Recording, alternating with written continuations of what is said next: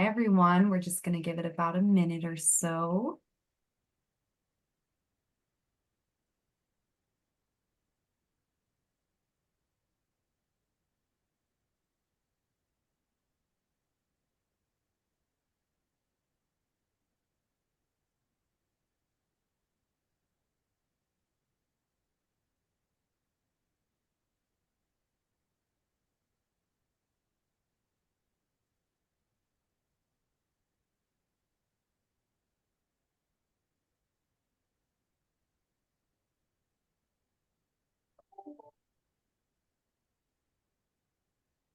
Awesome. Good afternoon, everyone. Thank you for joining us for today's webinar.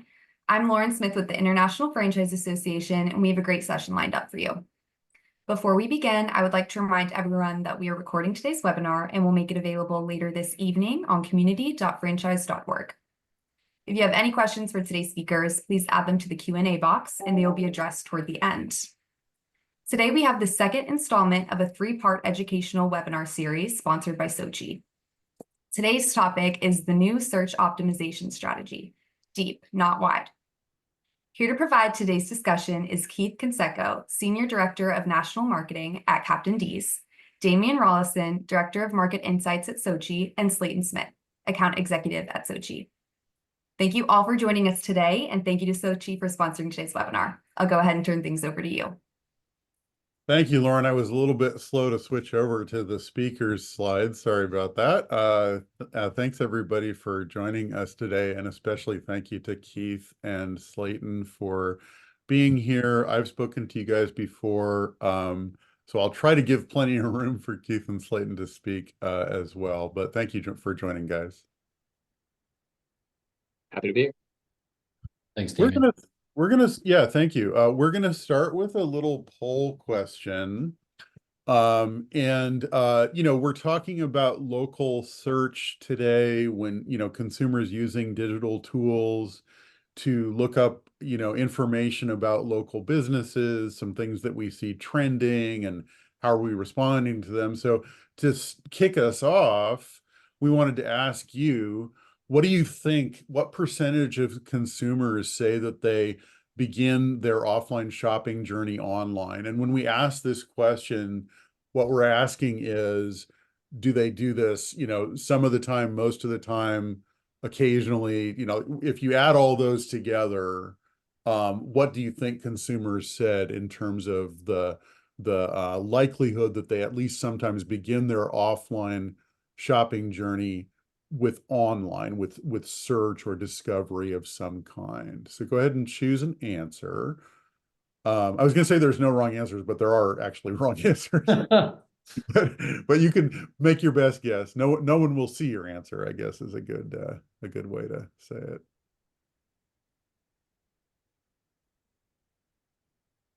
We'll give it a second or two to make a decision.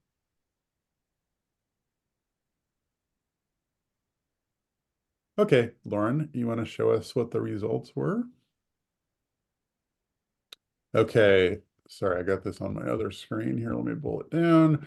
So it looks like 63% chose the first, 8% chose the first answer of 63%. I'm reading that backwards. 22% chose the 74. The largest group, 43%, thought it was 82% of the time, or 82% of consumers said they begin offline, and then 27% chose the final answer. Well, that 27%, you guys are the winners, because in our survey, the SOCi 2024 Consumer Behavior Index, which is a survey of US consumers that we're going to reference a few times today, 91% of consumers said that their offline purchase journey begins online. Now, again, that's an aggregate of sometimes, always, rarely, all the different answers. And in fact, we're going to show you how that breaks down. How often does your local purchase journey include online search? So the biggest group said sometimes, 53% of the time. Often 23% was the next biggest group. So if you put those two together, you're already up to 3 out of 4 consumers saying that they often or sometimes begin their local purchase journey online. But if you add that group that said that they rarely do it, then you're up to that 91%.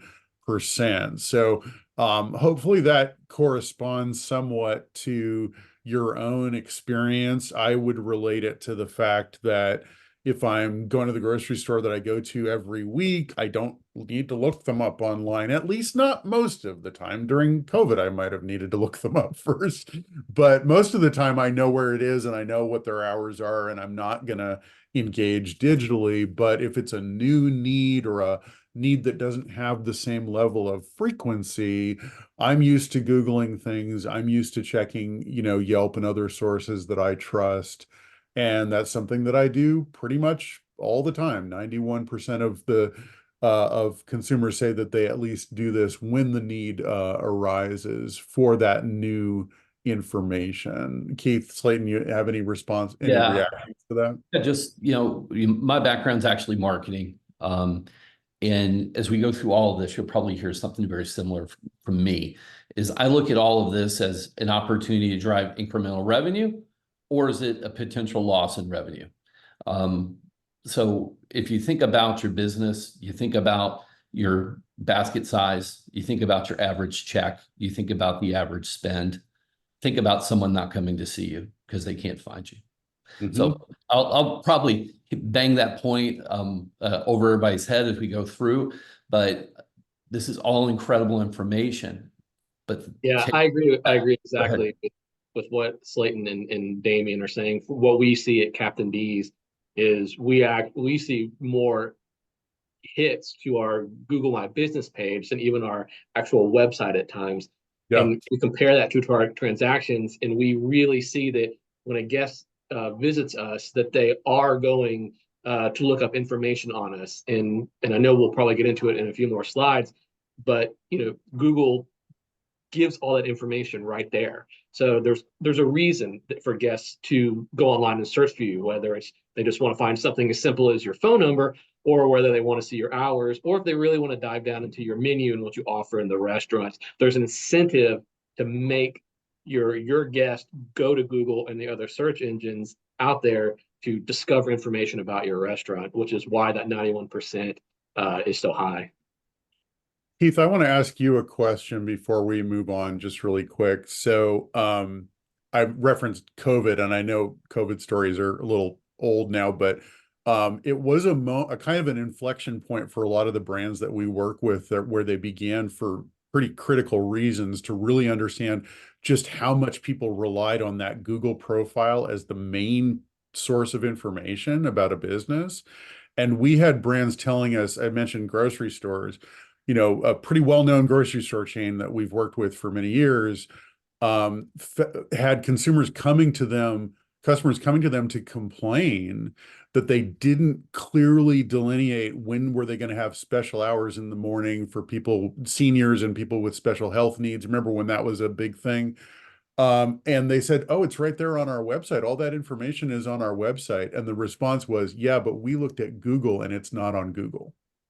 Does that resonate with you? No, that's a great point. One of the things that my experience of working with SOCi, as well as I work directly with Google on some things, is Google does everything in their power, and Google controls the bulk of internet online presence and searches out there. Even though you have Bing and other places, Google is still really the all-encompassing eye. But Google really does everything to keep people on that Google My Business page.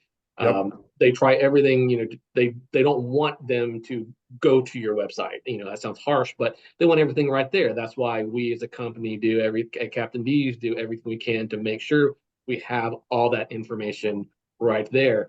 And it is very important that you brought up the pandemic and COVID, because yes, while that was a sort of a new blast in the online presence space, people to get really detailed information, not just your hours when you're open, but like you said, any special openings, any details you may have. Like for us, Captain D's, we are seeing searches on, do you have high chairs? Do you have senior specials? It's getting much more granulated, delivery than it just is, Captain D's menu, things of that nature. But what's also vital, and why I'm glad you brought up the pandemic, is that caused a real big switch in consumers' behavior online. Yeah, And so many companies were changing their hours on a daily basis that it almost sort of created this reverb effect, which is still happening today, where Google's data is getting so much information. Well, you were open at 9 o'clock today and you're open at 8 o'clock the next day, that some of that information is still sort of jumbled out there. So it's very important for us, for Captainese, to sort of reset that by making sure that we have our correct information out there. It's as detailed as possible. So because consumers are coming to our Google page even more, we have to make sure that we have the correct information that is updated regularly moving forward. It's really amazing to really see how much misinformation is still out there that was caused by Google. So it's very important for us as Captainese to make sure it's correct and accurate that's and as right. detailed as possible. Yeah, that's right. I mean, there's been such a I'll move on to the next point here, but the movement historically has been, uh back in 2015, we tipped over to where people were on their phones more than they were on their desktop computers, right? That means you've got the internet with you in your hand all the time, 24 hours a day, wherever you go. And then COVID tipped things even further toward online, where you're going to check online before you go to the store because it may not be open, or, in the food industry, I mean, that was a huge concern, right? And those habits did not go back to where they were before. They pretty much stuck around. So that online expectation is just incredibly high now. The other trend that we want to kind of bring into the conversation is this evolution of search. Okay, so Keith, you just said it. This idea that Google wants to keep everybody on Google. Sometimes we call that zero click, right? Because they're not clicking through to the Captain D's website. They're sticking right there in the Google experience, whatever that is. Somebody was just mentioning to me that the top ranked result for travel searches on Google right now is google.com/travel, right? So in whatever space you're thinking of, Google's going to try to get that traffic, and especially prioritizing some things, local being one of them. And also, they're really deepening that experience. So you heard Lauren say we're talking about deep, not wide, as our kind of strategic focus. And Google's wanting to provide answers to more and more nuanced and detailed kinds of questions. So if you think about, 2016 roughly as an era when people got used to being able to search for, glasses store or glasses near me, as we evolve, as we move through the years, the specificity of those questions is increasing. And that's basically because, there was an era when, basic accuracy was the only thing you needed to care about in your online representations, like your Google profile, Google My Business, as we used to call it. Is your name correct? Is your address correct? Is your phone number correct? And then gradually things got deeper and deeper. So now you can specify things like, I don't just provide glasses, I provide contact lenses. You can have your secondary categories specified, for example. So consumers learn that they can ask for these more specific things.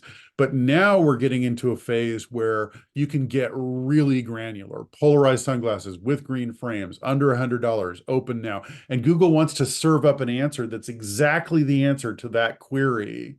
And in order to do that, they need a lot of data, and they don't just need data on your website. Your website's kind of a corroborating factor. Like if the information's on the website, it's going to reinforce what Google's going to showcase, but it needs to be right there in the Google profile as well. So back to Captain D's, here you guys are showing up in a top rank position for seafood restaurant that has shrimp and cheesecake near me. How do you guys think about those kinds of searches today, Keith? Are you seeing more granularity in search as I've been describing? Yeah, you hit the nail on the head. Prior, 4, 5, 6, 7 years ago, when we look up our popular search terms, they were pretty generic, as you mentioned, Captain D's near me, Captain D's hours, Captain D's fish. But now we see much more detailed searches.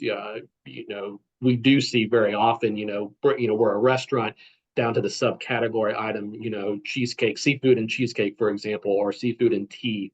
As well as, being in the fast food space, people are always looking for deals and value and coupons. So we see searches such as military discounts near me, or Yeah. senior discounts near me. That's why it's very important. And we approach, with our individual restaurants, corporate and franchisee owned, to list those things on your online Google profile, veteran owned, veteran discount, um, you know, kids meals. We see searches, very, very common searches down to wheelchair accessible, things of that nature.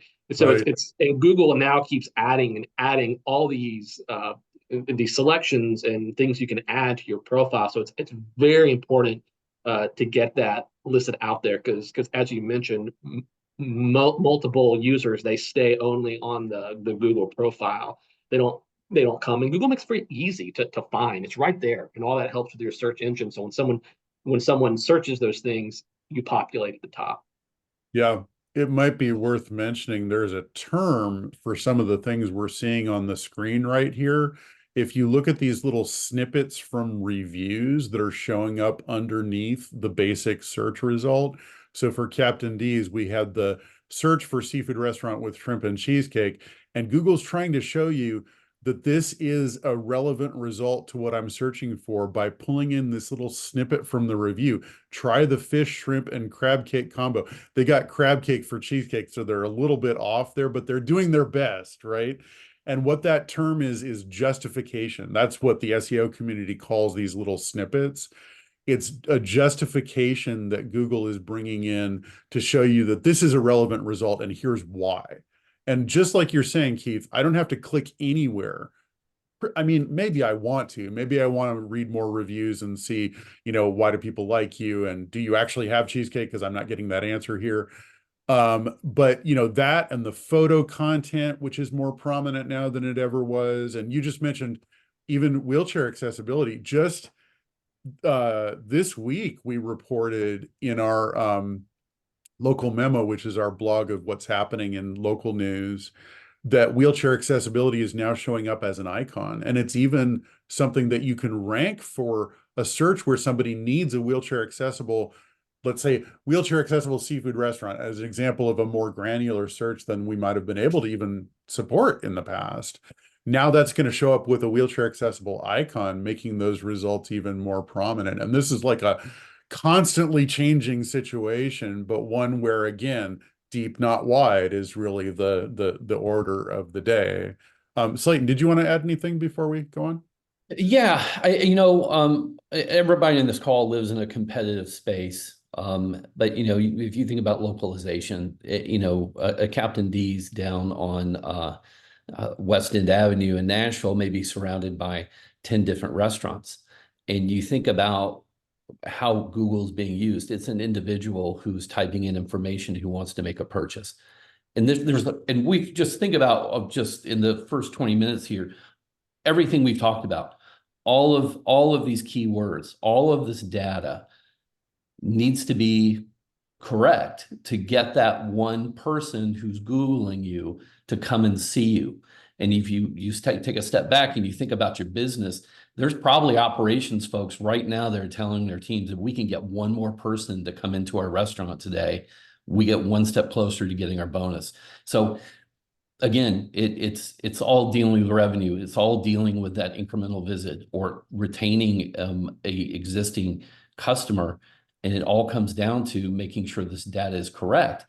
It's a lot of data. It's a lot of things to manage. But at the end of the day, getting it right is the difference between winning and losing. And as we move, that's a great point. And as we move into an era where AI is going to have more of a prominent place in the search experience, we're not seeing that too much yet with local, but it is a primary use case for search. We know that. And Google just launched this AI overviews tool, that is showing up in searches now, it's more and more the case that if you don't have the specific information to answer that consumer's question available prominently enough for Google to be able to find it, you're not even going to show up in the search result. You're not even going to be there at all, right? And so it's even more competitive. But, you know, those who are like Captain D's, who are already drilling down and providing that level of detail, are in an advantageous position right now. And it's going to be even more important. I mean, we found in this result, which is a white paper that we released in 2023, that 2 out of 3 businesses is not showing up in that three-pack, the three-pack that we were just looking at, that page 1 result for a search that is relevant for their business. And that's because they're not paying close enough attention to the things that consumers are actually searching for, and being able to provide that level of information. Again, highly granular searches, and even the obvious ones. If you're a restaurant that also offers catering or anything like that, that's a prominent secondary line of business, and you're not using secondary categories, then, you know, you're missing out on a huge amount of search traffic, which can provide incremental revenue. It's, you know, people literally don't know, when they're searching for a need like that you're a company that can provide it. And Damien, just real quickly on that last slide, if you think Yeah. about your marketing plans that you're building, you want to hit as many consumer touch points as possible. I mean, you've got your TV, you've got your radio, out of home, you've got your CRM, but a piece that you can't forget, because after someone sees all those things I just mentioned, where do they go? They go to look you up. And if they don't find you, they go somewhere else. So as people think about plans, think about them holistically, and the behavior and how people behave after they see one of your messages, and when they go to find you, are you going to be there? Because if you're not there, then they go somewhere else.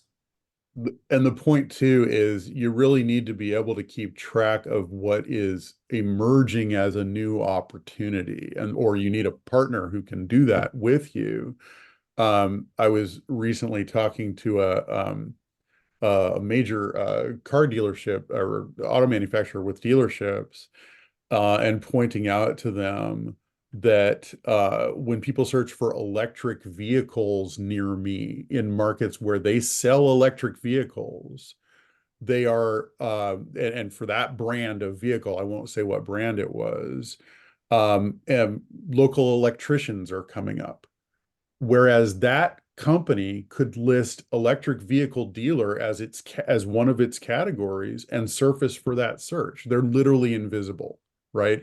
But that's a new category. If you weren't paying attention, you might not even know that opportunity existed. So it's legitimately difficult to keep up with these the rate of change. Okay. I think, Slayton, you were saying before, that sort of base level accuracy, if people encounter incorrect information, that's lost dollars just directly. And we did ask that in our consumer behavior index question. So we asked consumers, if an online profile says a business is open now, but you visit the business and it's actually closed, what would you do? Well, the biggest group of consumers said that they would immediately look for a similar business nearby. That's nearly half of consumers said that. 23% were a little more gracious and said that they would visit the business at another time.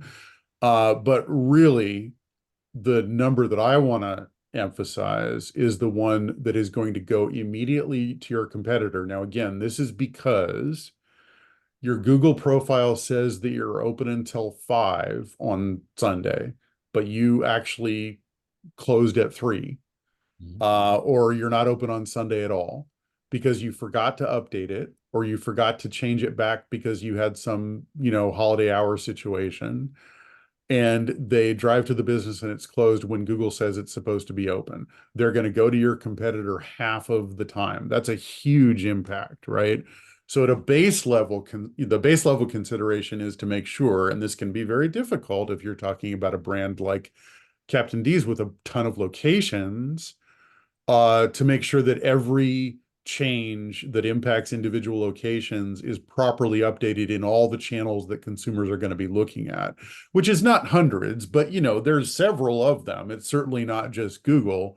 What is top of mind for you, Keith? That's a good question, actually. I would guess Google, Yelp, and a couple of others. Yeah, obviously the big gorilla is Google. So the big ones that we obviously make sure that have to be correct, like are the ones you said, Google and Bing, as well as Yelp. TripAdvisor is another big one, Yep. as well as on your social medias, Facebook, depending on where your customer goes the most, as well as Nextdoor is also gaining extreme popularity in terms of information. So yeah, every one of those you want it to be accurate across the line and set up to where the guests can find information as quickly as possible without having too many clicks. That's right. So you just listed like maybe 5 or 6 platforms, right? And it's probably not a lot more than that. I mean, you might start to think about, hey, TikTok is emerging. What do we need to do about that, right? So there are, new entrants into that field occasionally. But it's really, those top, let's say 5 or 6, depending on the brand. TripAdvisor, obviously much more important for restaurants and hotels, not so much for other verticals. But wherever your consumers are looking for you, you need to establish that base level accuracy first, and you can't just do it once, right? You have to do it on an ongoing basis. And, if you don't do that, you might as well not even be online at all because people are encountering bad information. And hey, Damian, if I could just make a quick point on this, as you can tell, I love these charts. To me, this is a big watch out because this is everything on here is lost sales. And the piece I'd love to point out real quickly is that 9%. So earlier in our conversation, we talked about the number of people that go online when they're to search. And I believe, what was that answer? 91%. They go online and they see that this 9% has left a horrendous review about you. Well, they're probably moving on. So there's, it's like ripples in a pond. If you don't have this information correctly, there are other effects. So an immediate sale and then potential future sales and loss of potential new customers. Again, I see this as a big watch out that, if I was listening, I would go back to my team and say, hey, we need to look at this stuff because what are we potentially losing, or how are we winning? And let's keep doing it. Yeah, absolutely. Good point, Slayton. Let's go ahead and move on. Okay, so now we're moving into more of this sort of modern era of granularity, bringing that theme back again. So in this question in our survey, we asked consumers which amongst all of these factors that you see listed here, which ones are high priority, moderate priority, or low priority when you're choosing a local business. And as you scan, I'm just going to read them all just so we have them all sort of in our minds. So we asked about quality, cost, accuracy of data, speed of service, proximity, how close is the business to you, brand reputation, personal recommendations, customer feedback. Do they rank highly in search? Do they have visual content, unique offerings? Are they locally owned? Can you order or book online? And do they have loyalty programs and discounts? In other words, we asked about as broad a range as we could think of the considerations that consumers might have when choosing a local business. And what was really, I guess, surprising, but in a way reinforcing a lot of the things we've already been saying, is that everybody chose that, basically said that everything was important, not all high priority, but you can see many things were chosen as high priority by around half of the consumers. But very few items were selected as being low priority, is the point that I'm trying to make. And so what was really striking in this result is that consumers are looking at a broad range of factors. And just think about how many of these are conveyed in some way through your online experience. They're going to assess something about the quality of the business, given the signals that you display in your Google and other profiles. Cost information might be available. We just talked about accuracy of your hours of operation, for example. Proximity, they're going to be able to tell from your online profiles, and on and on. Customer feedback, visual content. Can you order a book online? Consumers basically want all of that, right? Their information needs are at a very high level these days. And the other thing that we asked them in a different question was, to what extent do these factors matter more when you're moving from a lower consideration to a higher consideration purchase?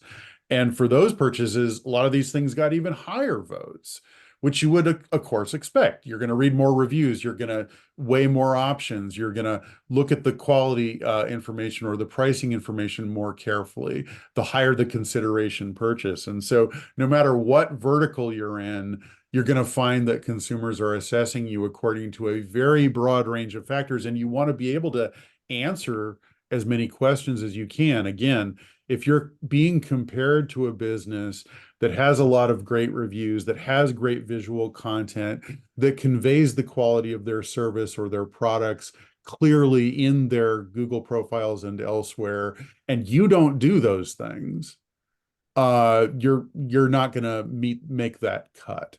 So that's the point that I wanted to emphasize there. Guys, feel free to jump in.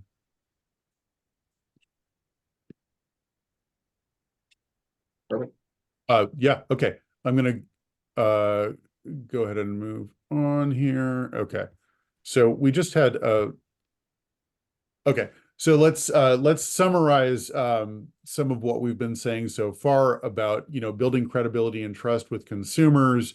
Our checklist for you is to make sure that you know that that you need to be sharing detailed information and features with consumers, high quality photos, well-written descriptions. Make sure you're showcasing options like booking, whatever is relevant for your business.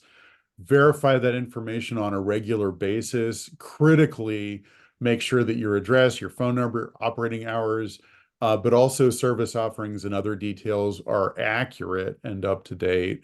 And engage with customers. Customers are going to give you a lot of feedback, and you get so much feedback these days, not only in social channels, but in your online profiles in the form of reviews, questions and answers that can appear in your Google profiles.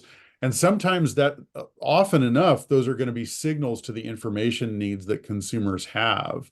They're going to be asking questions about whether, do you accept returns for certain kinds of items, or what's your policy around this and that? That's information that you should be providing on a broader basis. So pay attention to those signals. And SOCi can automatically update listings for hundreds of locations along the lines that we've been describing. Slayton's actually going to tell you a little bit about that towards the end. And also, we have a white paper, the top 10 things you should be doing in local SEO now. There's a QR code where you can go and check that out. So I'll give you a second to scan that QR code if you would like.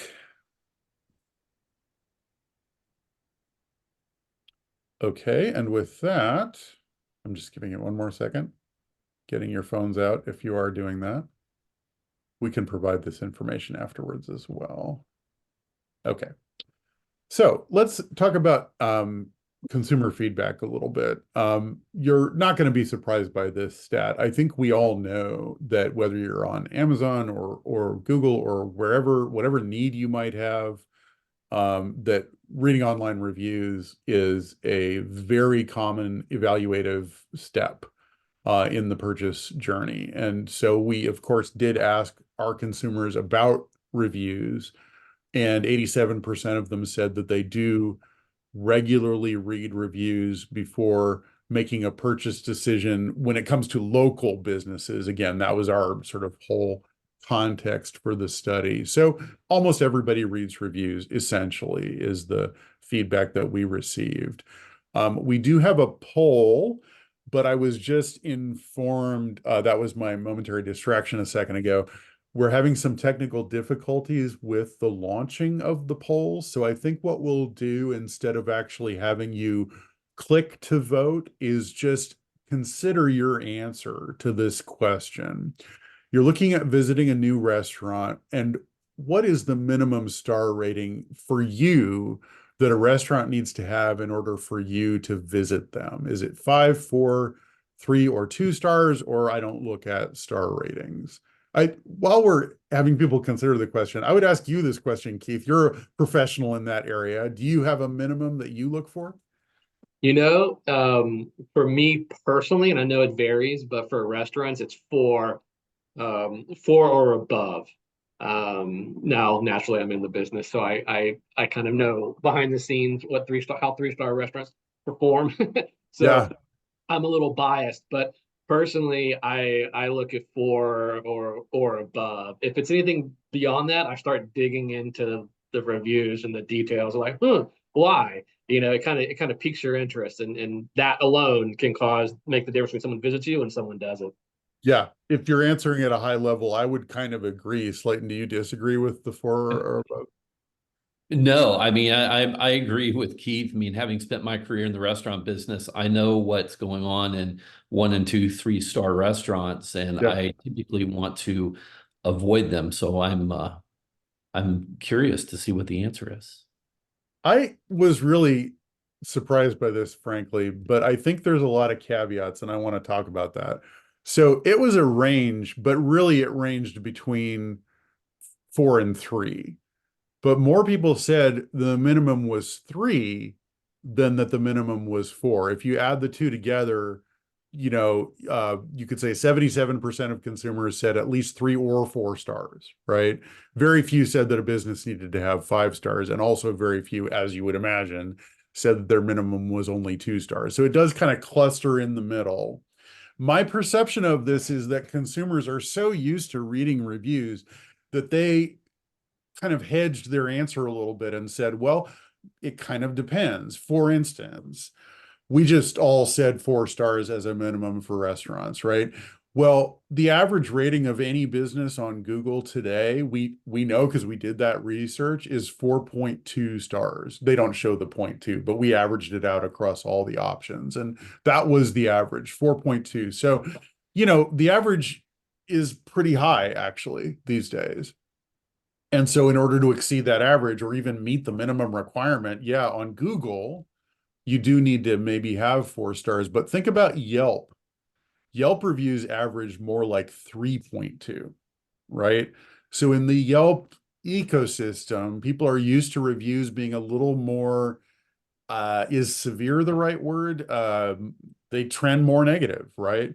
People are a little more picky, maybe, in the way that they've learned to write reviews within the Yelp ecosystem. They see what other people are doing and they conform to that. It creates its own kind of little review economy, right? So if you're on Yelp, maybe 3 or above is good enough. I think that's part of what we're seeing here. What do you guys think? Yeah, I agree 100%. Every platform is a little bit different. Different brands, types of businesses trend differently. Google or Yelp. Yelp for us does naturally tend to have a lower score that we see across the board, in the 3s. With Yelp, you kind of see kind of highs and lows. Some nice restaurants are like all 5s, and then you kind of see in the low. But yeah, that's exactly right. The different, between Yelp and Google, etc. Yeah, I agree with Keith. I mean, it's with all the brands I work with, they're just a little bit tougher on Yelp. It seems like, and as a result, the star rating is a little bit lower. Yep. Yeah, So and you also don't see from a math perspective. A restaurant for us, a restaurant on Yelp does not get near as many reviews as a restaurant on Google. While a restaurant may have, for example, 200 reviews on Yelp, it will have 5,000 reviews over a year period on Google. Yeah, that's right. Google makes it a lot easier to leave reviews. You can leave those star ratings that don't even have any review text in them and so on. So Google's really been pushing for more review volume, for more and more people.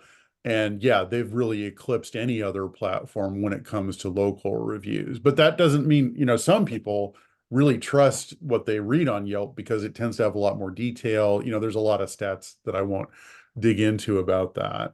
I think there's a lot of context, in other words. However, again, 87% of people read local reviews, and 90% of the consumers in this slide have some minimum in mind when they're choosing a business. We know that that star rating is important. We also know that you can't at least directly control the star rating that consumers choose when they review your business. And that's, something that, you only can indirectly influence by being as great a business as you can possibly be. But that's kind of vague, right? The other thing that we really want to emphasize is the biggest thing you can control. And here's another screenshot with Captain D's locations. The biggest thing you can control when it comes to reviews is responding to the reviews that you receive. And we're seeing lots of really engaged review responses in these examples from Captain D's. So I would ask you, Keith, can you describe for us, what's your strategy to engaging with local reviews?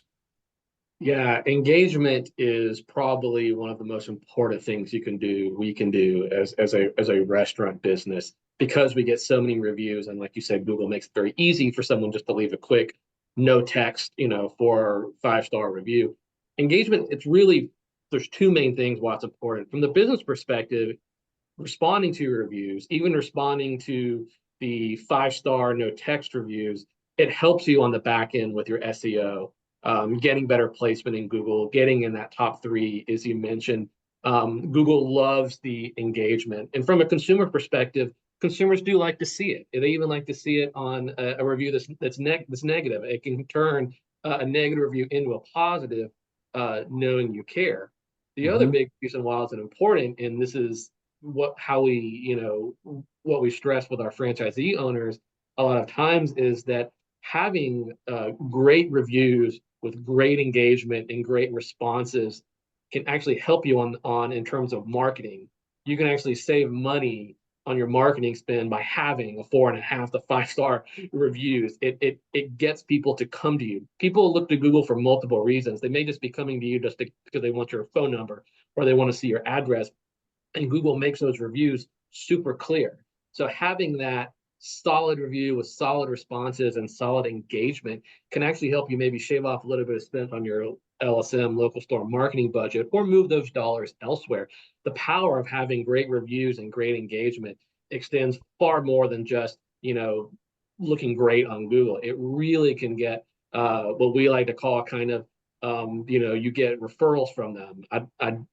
I don't have the numbers in front of me, but we've seen some great data on showing that when a guest leaves a review and it's a good review, the chance that they will actually refer your restaurant word of mouth or your business to another guest, it's very high.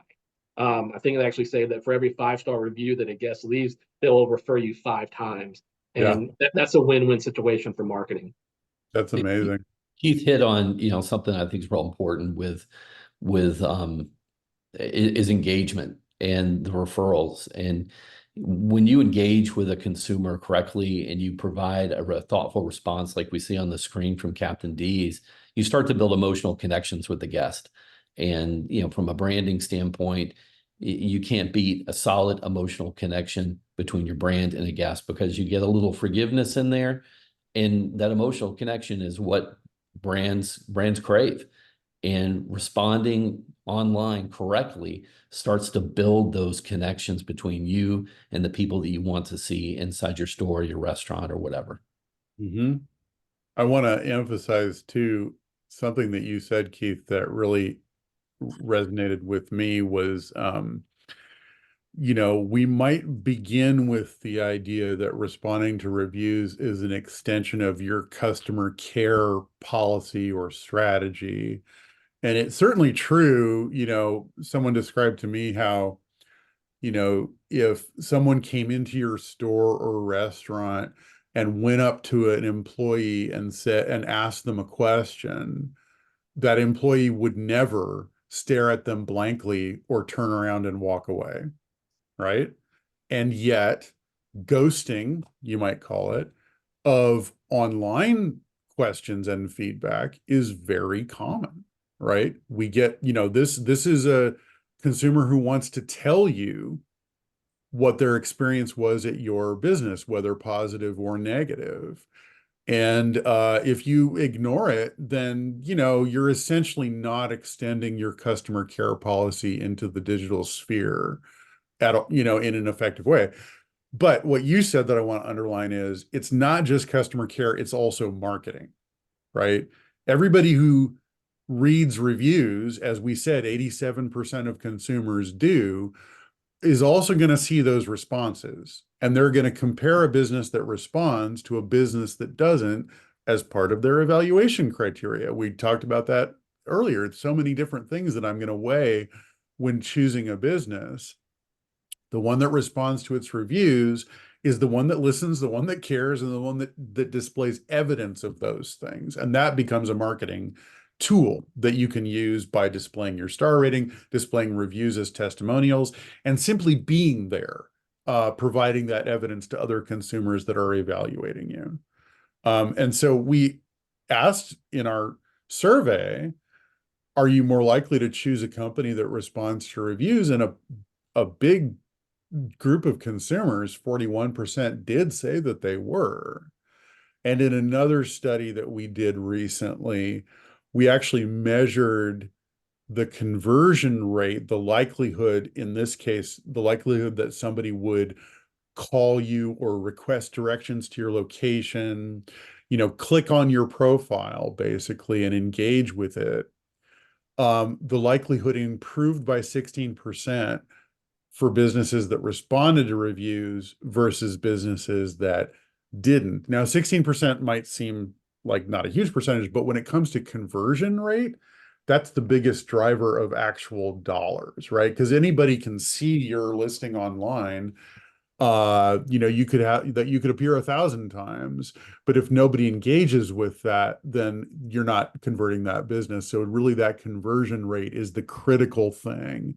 And in fact, review response does improve your conversion rates significantly.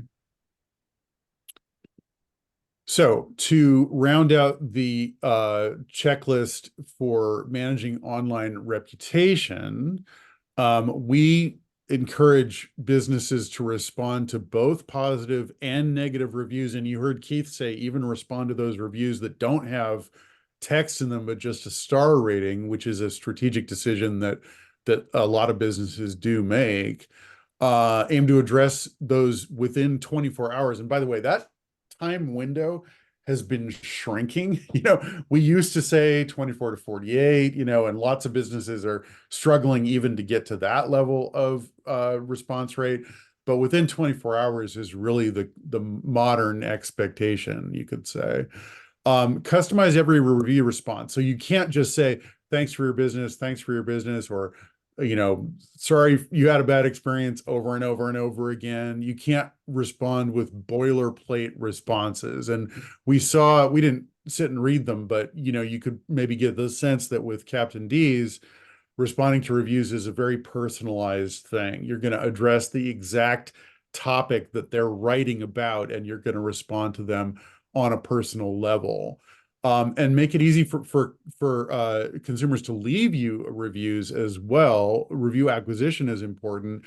You can put links or QR codes on your receipts and your follow-up emails, however you do your marketing to your customer base on your website, so that people know that they can get to your online profiles and leave you a review. And SOCi also supports that. We automatically, through AI, create on-brand custom review responses for every review, and we can support that across hundreds of locations.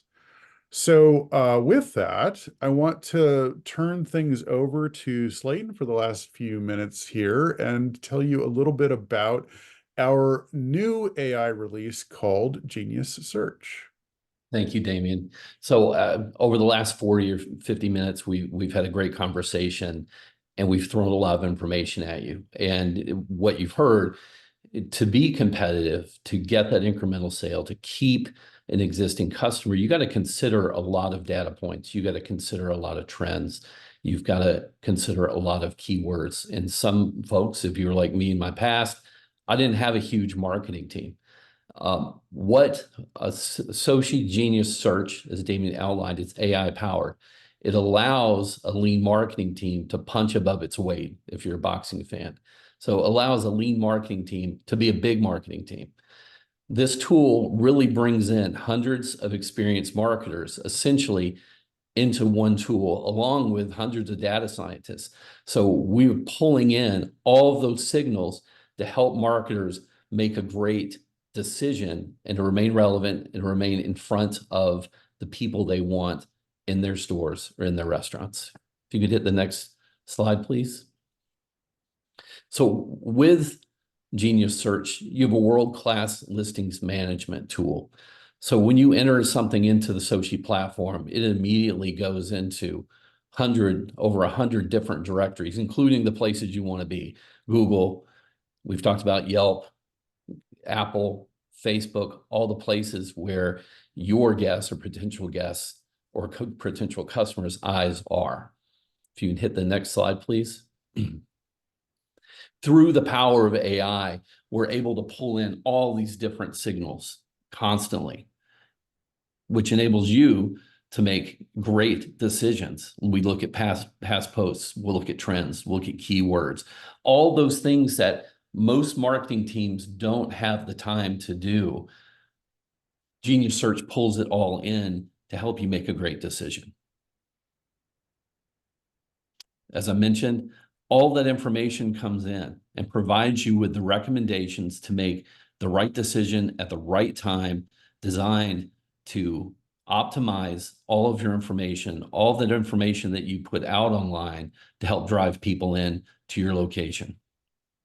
And lastly, we want to make it easy. Genius Search will boil it down to a recommendation, and all you simply do is hit accept. So again, the power of a huge department, the power of hundreds of marketers, the power of hundreds of data scientists in one tool, which enables you to be relevant all the time and drive revenue.